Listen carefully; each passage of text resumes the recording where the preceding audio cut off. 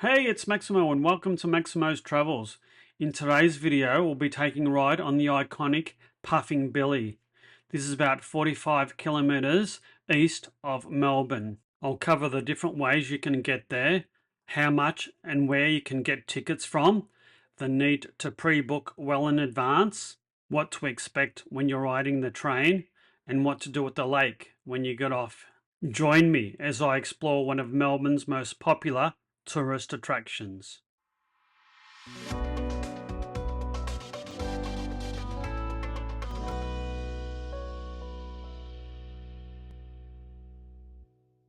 I visited Puffing Billy in Melbourne's Dandenong Ranges in April 2024.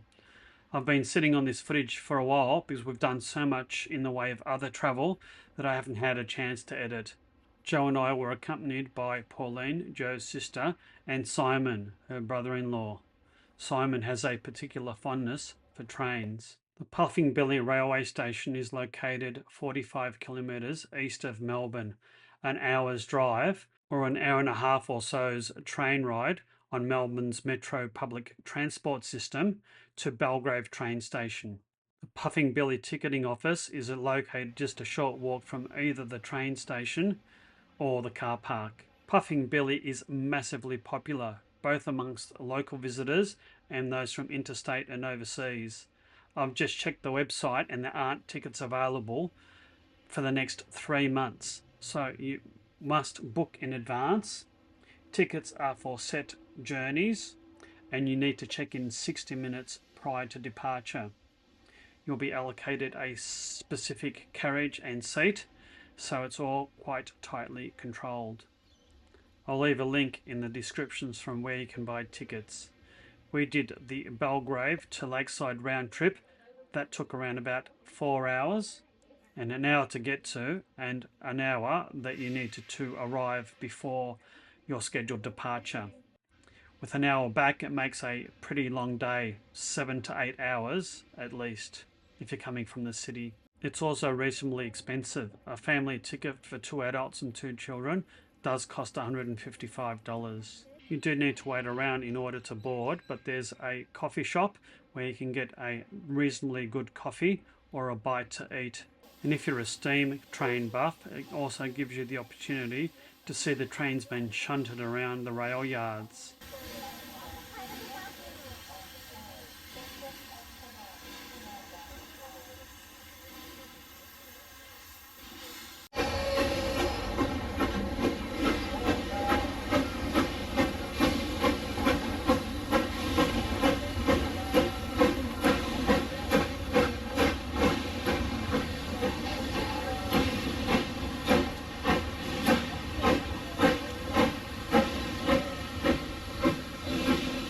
The railway was opened in 1900 to serve the local farming and timber communities.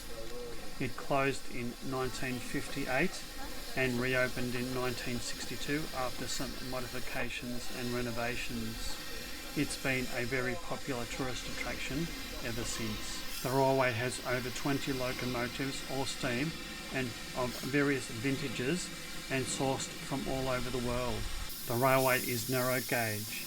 It's only 2 feet and 6 inches wide.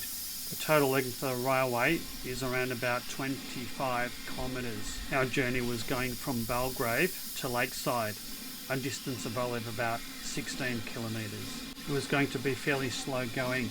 The maximum speed of the railway is 25 kilometres or around 16 miles per hour.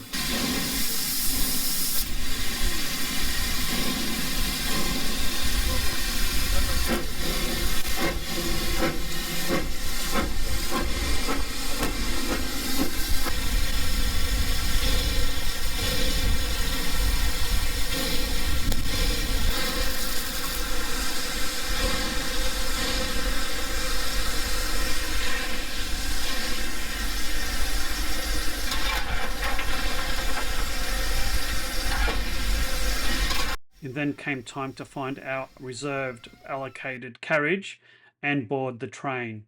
One of the unique features of Puffing Billy is that adults and kids over a certain age can dangle their legs over the side of the carriage. It really makes a picturesque and unique photo and video opportunity.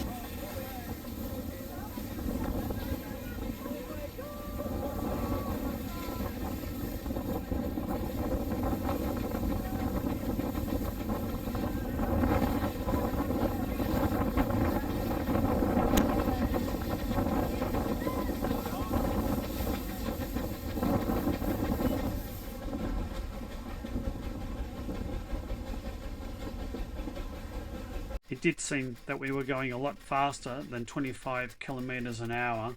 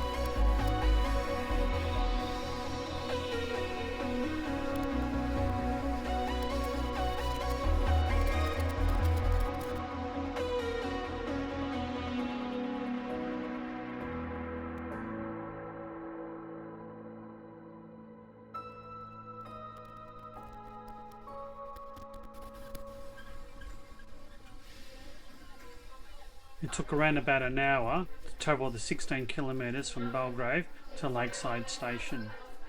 Once we got off the train, we proceeded to the newly built Lakeside Visitor Centre.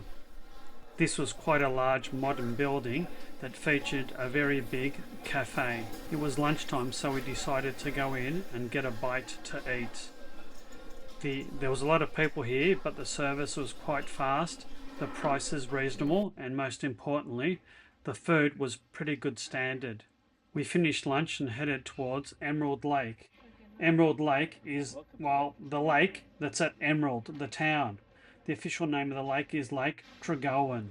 We had around about an hour and 45 minutes before the train was due to depart. We decided to have a walk around the lake perimeter.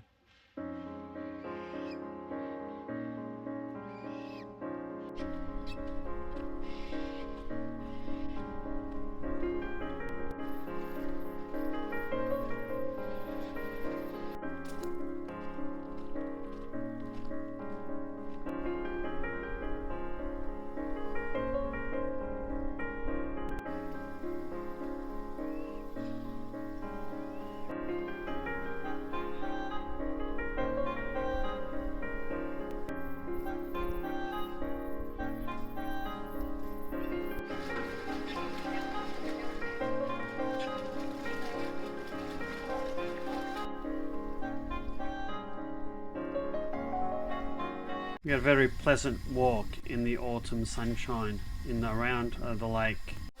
It was soon time to board our train back to Belgrade. And one of the things I don't tell you is that you need to be prepared to be covered in soot. So my advice to you is do not wear white, whatever you do.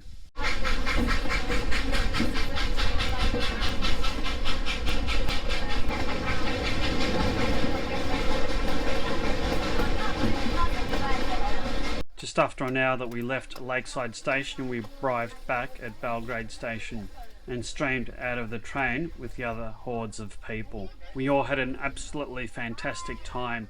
It was just so relaxing and wonderful just to see the world chugging by.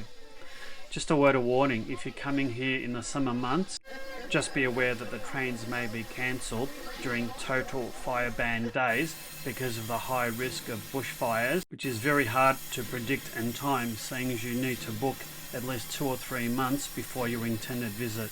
This is a not to be missed attraction if you're visiting Melbourne. It is thoroughly popular, especially with families and kids, as well as steam train buffs alike. We walked back to the car park and contemplated what a marvellous day this had been. As we walked back, we got a very good view of Belgrade Metro suburban train station, as well as the bus interchange on the way back to our car park. It took us around an hour to drive back home, and by that stage the weather had improved and the day had got much hotter. What a perfect way to end the day with an afternoon swim. I do hope you liked this video. If so, please hit that like and subscribe button. Hit that notify bell so you'll never miss another upcoming video. If you'd like to support my channel, please consider buying me a coffee or smashing that super thanks button. And until my next video, which will be the first in my Taiwan series, you take care and bye now.